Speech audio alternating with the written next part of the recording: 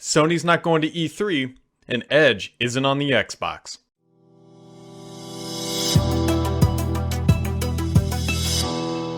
What's up, everybody? Brad here, and a lot of gaming news out the past couple days, and so we're just going to kick it off here with some big announcement, although not all that surprising. Sony is not going to E3. If you're not familiar with E3, I'm sure most people are, but it's the largest gaming convention that happens in June out on the West Coast, and Sony, for the second year in a row, has announced that they are not going to the show. Now, this isn't all that surprising, considering they didn't go last year. Why would they go this year? Yes, you could be saying they're going to announce their own PlayStation 5, but I bet they're going to have their own event dedicated solely to that piece of hardware announcement. And Sony's just doing things a little bit differently. This isn't all that crazy. I mean, Microsoft has backed out of CES. They don't attend that show anymore, at least publicly. A lot of other vendors like Apple and Google do their own thing. And trade shows are just kind of trade shows. You're fighting for attention. Now, Sony, obviously being the largest gaming company or console maker in the world, with over 100 million PlayStation 4 sold, is obviously a big deal because they are the largest player, but it opens up the door for Microsoft and Nintendo, who are obviously pretty big players as well in that segment.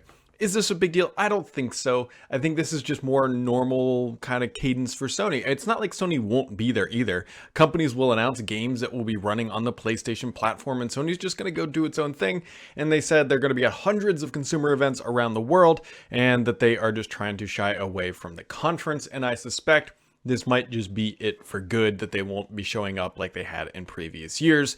But like I said, that makes it easier for Microsoft to make more noise, and same for Nintendo, because now they don't have to compete against Sony, and we will see. But you can also kind of see Microsoft, to some extent, has shied away from E3, at least this year, because, right, they could have gone there and announced everything for their next generation console, the Xbox Series X, but instead, they've been kind of slowly pumping information out, starting since, well, December. And so I don't think this is, like, some people are reading this, I think, way too deeply.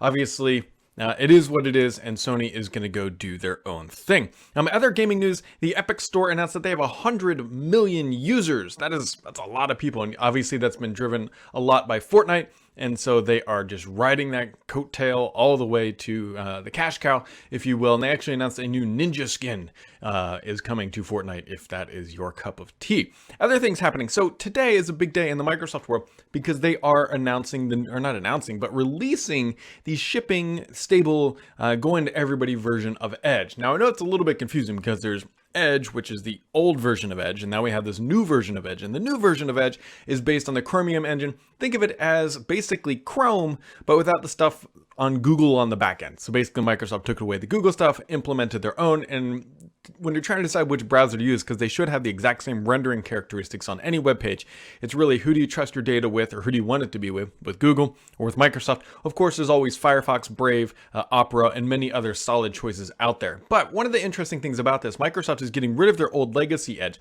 And so what's going to happen is on the PC, depending on if you go out and grab it now, which you can, but eventually it'll just be pushed down through Windows Update, and your blue E icon will turn into the new little wave icon. Whatever, I don't think too many people are going to be upset about this.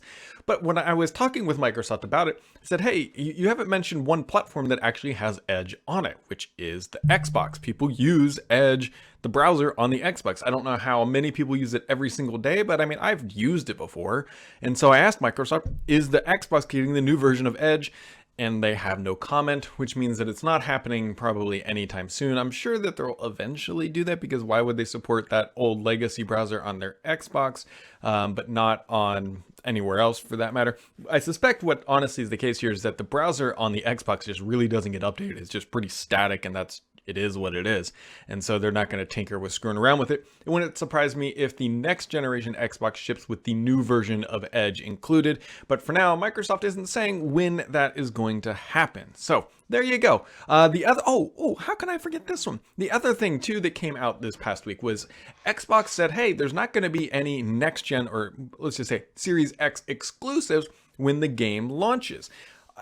People were shocked by this. I know what the understanding is sometimes, well, previously Microsoft had launched new consoles with exclusive games to help move that hardware. But we're in a different world of Microsoft right now.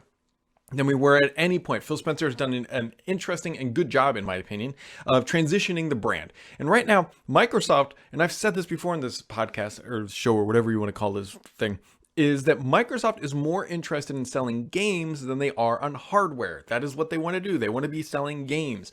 And that's why they're pushing Game Pass. All of their exclusives are going to be on Game Pass, and Game Pass is available on multiple locations. And Microsoft, again, is more focused on getting people to buy into Game Pass than they are to buy hardware, which is, I think, is a smart move. It's a longer trajectory. It's a much more sustainable business once you get it up and running and reach scale. And so that is the approach that Microsoft is taking. I don't know why people are like, it's real easy to slant this negative. It's like Xbox Series X, no console exclusives. Well, yeah, but they're still Xbox exclusives. They're cross-platform, or I should say cross-generation, which to me is a very, very consumer-friendly approach to dealing with this transition period. I think Microsoft should be given like a round of applause, because this means it's easier for people who have last generation consoles to be able to play current generation titles. I don't know how people are interpreting this angry, but I got so many DMs like, is Microsoft not gonna have... Whatever, who cares? This is consumer friendly. This makes me happy. It means that you, with the console you have today, are going to be able to play these next generation titles. Now, this isn't saying that there won't ever be a time in the Xbox Series X lifetime where a title comes out where it's not going to run on the Xbox One. I can almost guarantee that will happen. But during the transition period, if a title comes out in the next year or two, I bet they're going to be cross-platform, because it'll be on Game Pass, and it'll make Microsoft happy, it'll make Game Pass happy, it'll make consumers happy. Hit that subscribe button. We'll catch you all here next time.